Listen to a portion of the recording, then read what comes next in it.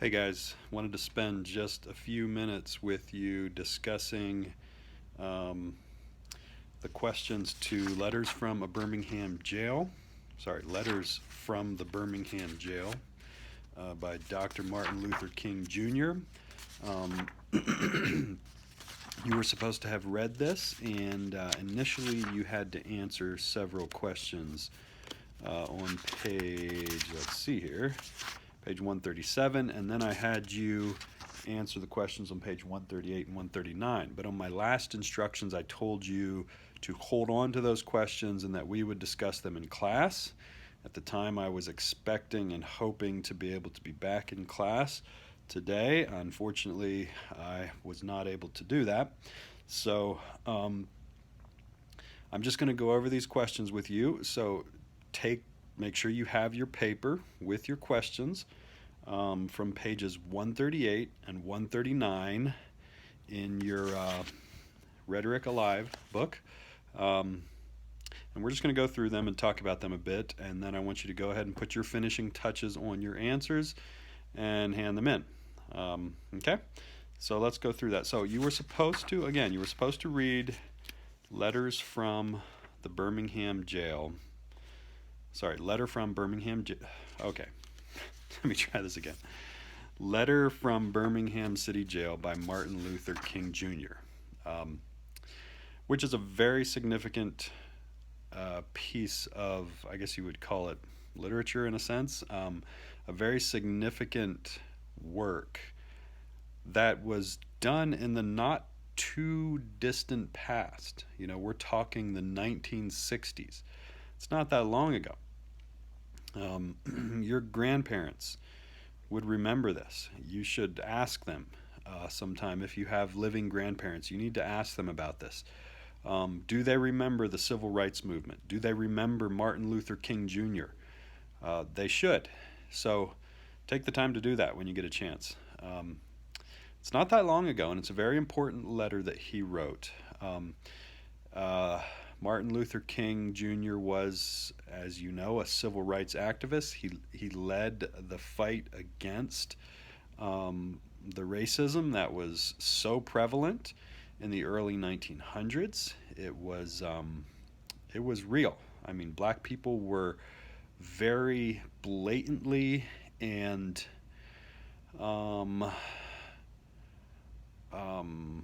what's the word? Just severely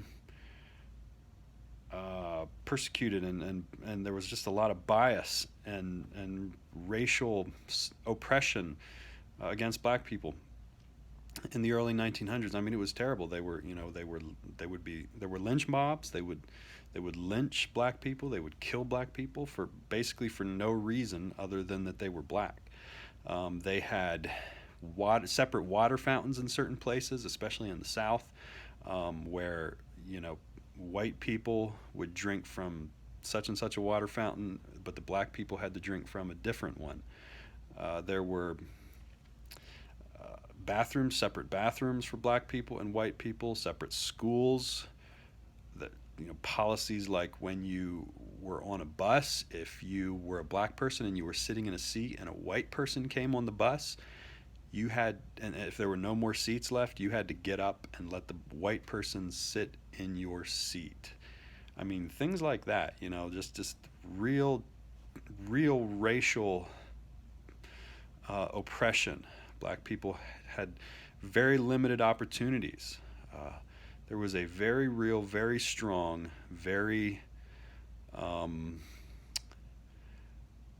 just a very, very real racial problem in the early 1900s.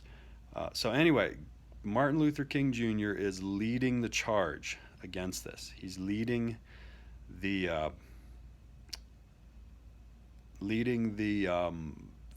what we call the civil rights movement. He wants people to see that this is wrong.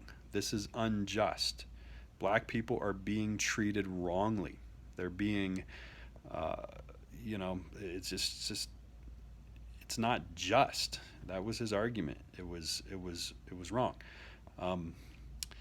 And he appealed to the United States of America, the founding principles of the United States of America, as one of his arguments for why this is wrong. He said, "This is not the kind of country we were built. This isn't consistent with the principles that we were built on." Um, so anyway, and it's a timely, a very timely piece of work, something that is good for us to look back at. One of the things that Dr. Martin Luther King Jr., who by the way had his faults, if you ever look into his life, he was far from a perfect individual. He had some very serious flaws. Um, but his overall message of racial reconciliation was very good. Um, but anyway, one of the things that he was committed to was what we refer to as nonviolent. Um, oh shoot, what's the word I want? Um, Nonviolent protest, right? Martin Luther King never ever sanctioned the use of violence to overcome racism. There were other guys during his time that used violence, other black groups that decided they're going to strike out with guns and use violent means to try to kind of exact revenge on white people, or kind of conquer the white people and get their rights back. And Martin Luther King Jr. Equivocally denounced that. He had no place whatsoever for violence. With some of the things going on today, we can learn a lot from him. He had a lot of really good ideas, good thoughts, and one of the things that he was well, let's just say he was an incredible communicator, just an incredible communicator, um, and that was part of what helped him to be successful. So anyway, and I'm not sure if later on in the book, if we study his speech called "I Have a Dream," a speech that he gave um, at the Capitol in Washington D.C. during a rally. It's just a powerful, powerful speech. But anyway, maybe later, I don't know. But anyway, this today we are learning about a letter from Birmingham City Jail, and this was a letter that he wrote when he was in jail. Okay, he had gone, in his, even though he was nonviolent, and even though his, he never really hurt anybody, he was breaking the law. So he which and I'm not saying he shouldn't have done that, but because of that, he was put in prison, and that's he was in prison in Birmingham, and he was getting criticism for what he was doing. There were several professing Christian church leaders who criticized Dr. Martin Luther King Jr. for what he was doing. And this letter is a response to that criticism. So anyway, you should have read the letter. You really need to read the letter before you answer the questions. But let's just go through these questions. Let's start with page 138. Number one, first of all, we're looking for ethos. What is the ethos of the letter? How does King establish goodwill, moral virtue, or practical wisdom? And again, there's probably a number of ways. King represents himself as a very busy man. He feels like he doesn't really want to spend time responding to critics. That he would rather be doing constructive things. He expresses goodwill for his audience by saying that he believes them also to be men of genuine goodwill, and this is a very important and interesting tactic to use. If you're ever making an argument to somebody, if you want to gain that person's attention, if you want that person to listen to you, start off by showing genuine respect to that person, right? Talk about their good qualities. Say something that indicates that you believe in them as a human being, that they have the best interest of others in mind. And that's what he does. He talks to these church leaders, and says, I believe you guys are men of goodwill, that you actually care about doing what's right. I don't think you're evil men. In essence, is what he's saying. He doesn't say it in those words, but he uses it as an opportunity to establish goodwill with these men. He shows moral virtue in promising to be patient and reasonable in his reply. He's not gonna get into an argument, get into a fight. He's not gonna cut them down or criticize them. He's gonna be patient. He's gonna be reasonable. He's gonna be careful. Okay, so that's some of the ethos that he establishes in the letter. Pathos. What emotions and desires are aroused by the letter? What emotions are intended to be softened or redirected? So this is an interesting one. So think about that. What do you think? What emotions is Dr. Martin Luther King Jr. trying to evoke in his audience here? What is he trying to bring out of them? What do you think? If you said anger, then yes, you're right. He is trying to evoke a just anger, a righteous indignation. These men are already angry. I don't know if you've noticed that, but they're already angry. Who are they angry at? They're angry at him, right? They're angry that he has kind of disrupted their peaceful life, right? He's a troublemaker. Why are you doing this? We don't have time for this. We have too many other things to deal with. I'm not sure if that's what they said, but it's just Martin Luther King Jr. he was kind of throwing a wrench in the gears and making things difficult. He was bringing to light a situation that needed to be dealt with, and they didn't want to deal with it, so it made them angry. But he's trying to redirect that anger by making them angry at a problem of injustice, real injustice. He wants them to look at the situation differently and see how this is not just him. This is not just his problem. This is not just him being a troublemaker. This is real, genuine wrong being committed by one race toward another race. It's unjust, and so he appeals to them as Christian men to using their sense of justice that comes from being a Christian, being somebody who believes in biblical morality, to be angry about the problem and to do something about it. Logos, number 3. How is reason used to support the persuasion? So what does he use as this logical,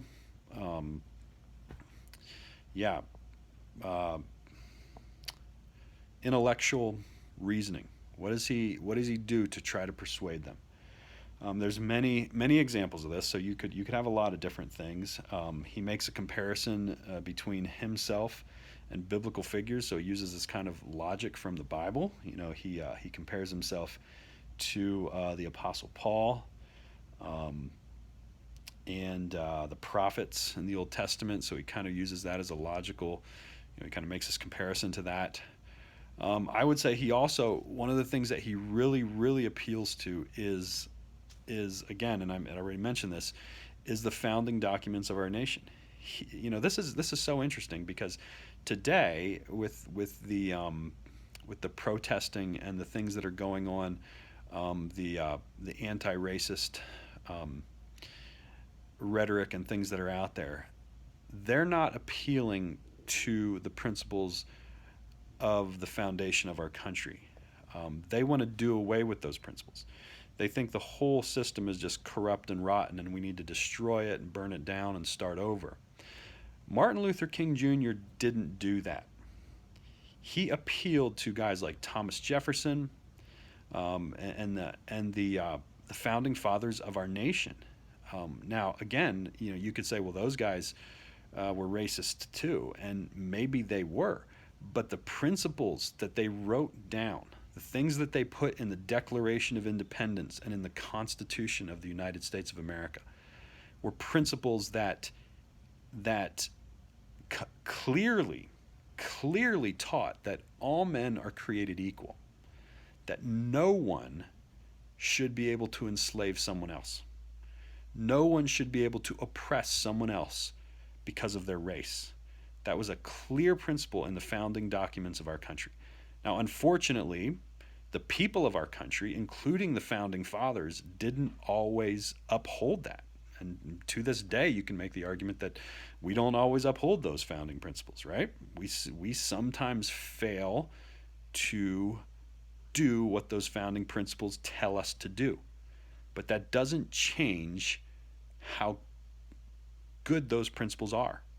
It doesn't change the fact that those principles themselves teach that all men are created equal and that everyone is endued with certain unalienable rights, and so forth, that everybody has this certain extrinsic dignity and value, and everyone deserves to be treated with respect. Um, so so he appealed to those principles. He didn't say to destroy them and blow it up and start over. He said, no, we need to get back to these things. We need to start living them out and doing what we said we would do. Let's be faithful to our founding documents like the Declaration of Independence. Let's do what we said in those documents. Let's act like we really meant them, right? So that was one of the logical rationales he used to defend his argument. Okay. Anyway, let's see. Number 4, context. I'm not sure how much we've done with this, and I was trying to decide if we've actually even talked much about this, but context is important, right? How is the letter appropriate to King's particular moment? You know, what's going on? And that's pretty simple, right? It's right in the heart, right in the middle of the 1960s civil rights movement. I mean, you talk about racial tension is at an all-time high.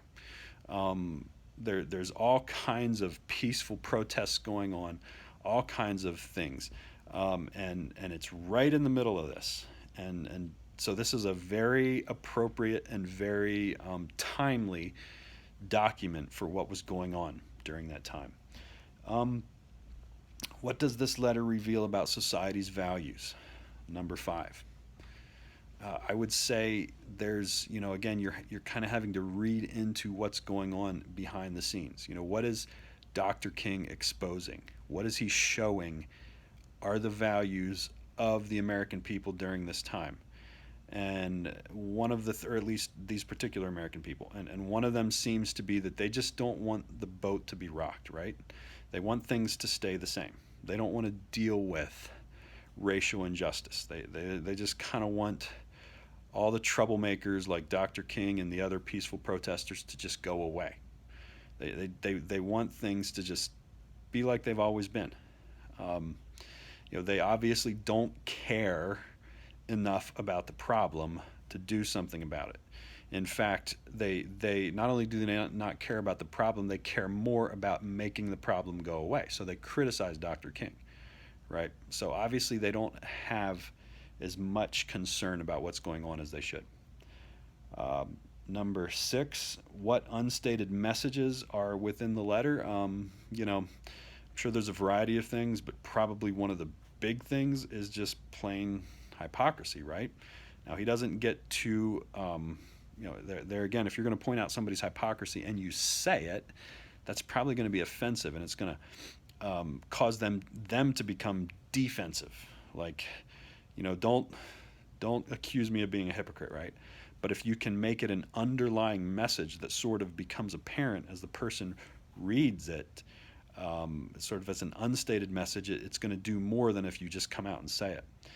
So yeah, he's pointing out their hypocrisy without actually saying it. Okay. Number 7, what does the letter want the audience to do? Again, this is important. Who is the audience? That's the first question we need to ask, right? Who is the audience? The audience is actually twofold. The audience, first of all, is this group of church leaders that he's writing to, right? These guys that criticized him. That's the main audience he's writing to. He's talking to these guys and rebutting their criticisms.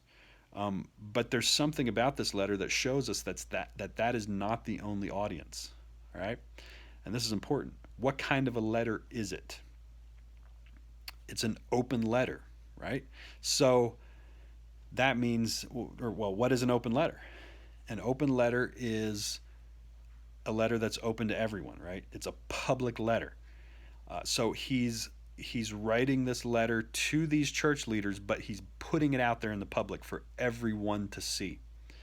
Now that's important because he wants the church leaders to get the message, but he doesn't want them to be the only ones. He wants this to be a culture-wide, a society-wide movement. He wants people from everywhere to catch on to these ideas and understand. And think about it, if you write an open letter to somebody, that provides a certain amount of accountability. Now, this is not always appropriate, right? Sometimes, you need to talk to people in private. But there are times when open letters are appropriate. And what that does is it provides a certain amount of accountability. Because if it's a private letter to these guys, then they can just read it and throw it in the trash can and it doesn't matter because no one else knows about it, right? But if it's an open letter, then and there's all kinds of other people that read it too, those other people are probably going to hold these guys accountable for their response. So if he can convince more than just these guys, convince a lot of other people about the just nature of his cause, and convince other people that what he is doing is right, then these people are going to hold these church leaders' feet to the fire. Say, listen, you guys need to do something, right? And not just that, but they themselves are going to do something.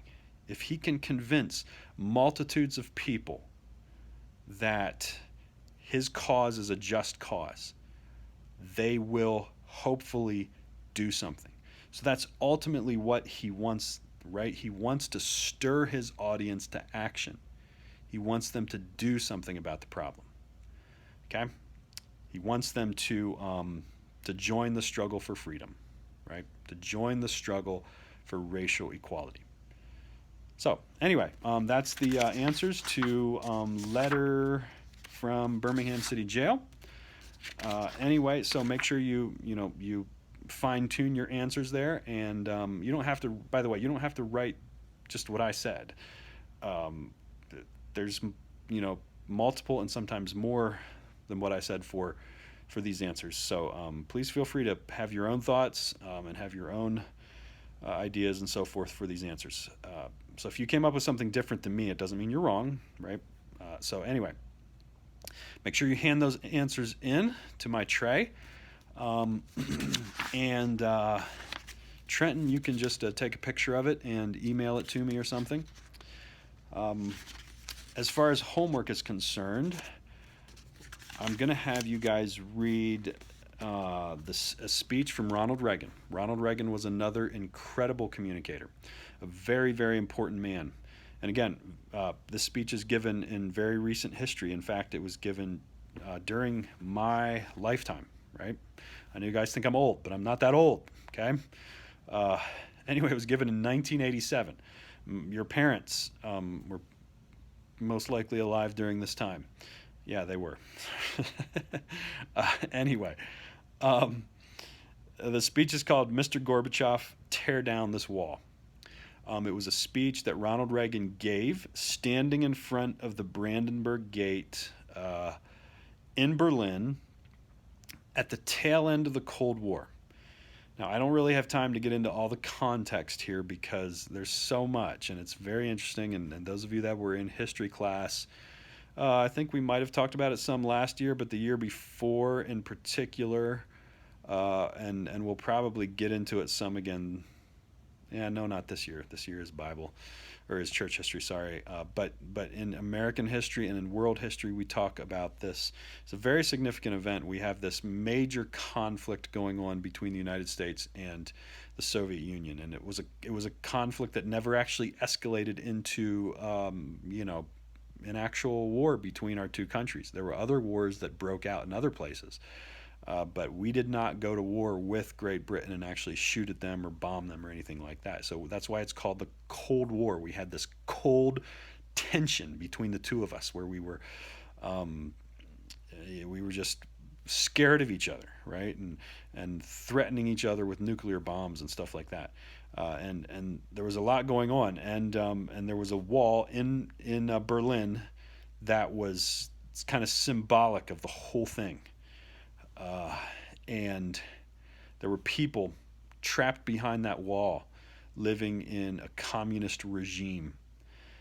Um, and Ronald Reagan went and he stood right in front of the wall, stood right there in front of the wall, and gave a speech. And in the speech, he called on Mr. Gorbachev, who was at the time the prime minister of the Soviet Union, to tear the wall down. He's like, it's time. Communism has failed. It's not working. People are suffering. It's time it's time for this wall to go. It's time to destroy it. Okay. Anyway, if you ever get the chance to look up the speech and watch it, it's a great speech. And again, Ronald Reagan was a tremendous communicator. Um, so anyway, what we're going to do for homework is I'm going to have you guys read the speech and make a video of yourself reading the speech on a video. So you get lucky this time. Instead of having to give it in front of the rest of the class, you need to video yourself giving this speech. Okay? So I'm not going to make you memorize it. You get to read it. But here's the key, and it can be a little tricky, right? It can be hard to look at the camera or look at your audience when you're reading a speech. And it's kind of an art, I guess you might say, to learn. So obviously you're going to have to look down some as you're reading, but you want to look at the camera as much as you possibly can. So position the camera and the speech in a way that you can look up at the camera as much as possible. So when you're reading, I don't want you to be just down like this the whole time. Thank you very much, Chancellor Cole. Governing Mayor Deipkin, ladies and gentlemen, 24 years ago, President John F. Kennedy visited Berlin, speaking to the people of this city and the world at the City Hall. Well, since then, 2 other presidents have come. No, I don't want you to do that. I want you to be more like, thank you very much, Chancellor Cole, Governing Mayor Deipkin, ladies and gentlemen, 24 years ago, President John F. Kennedy visited Berlin, speaking to the people of the city and the world at the City Hall. Well, since then, 2 other presidents have come, each in his turn. And today, I myself make my 2nd visit to your city. So yeah, it can be tricky, but I want you to keep on, again, look at the camera as much as you can, because what we're working on in this speech is eye contact. Now, this isn't exactly like eye contact. Typically with eye contact, you're looking in people's eyes, and in this you're actually going to be looking at a camera. But it's still important to learn that, to look directly at the camera. Pretend you're looking into somebody's eyes. Look directly at the camera, not past it, not below it, but right at the camera. That's what I want, okay? That's what I'm going to be looking for. But I still want you to use expression. Make sure you give dramatic pauses. Make sure you read the speech with passion. Pretend you're Ronald Reagan trying to convince the communists to tear down the wall, and that everything depends on this, right? Read with passion. Read with, pretend you're trying to actually convince people of this stuff. So anyway, what else was I going to say? Yeah, so make a video, email it to me, or yeah, that would probably be the best. Use your school email address and email it to me by Wednesday. Boy, what else was I going to say? I was going to say something and I can't remember what it was. Anyway, so, I think I know what I was going to say. Yeah, feel free to practice the speech a couple times before you do it. You're allowed to practice it as many times as you want. But when you do actually do it, make sure you, like I said, make sure you look at the camera as much as you possibly can, and use expression, and also be careful about about doing things that are distracting, like nervous things like swaying and whatever, things we've talked about that distract from the speech. So anyway, I believe that's all. Um, I'll try to probably have a video of some sort again for you guys on Wednesday. Talk to you later.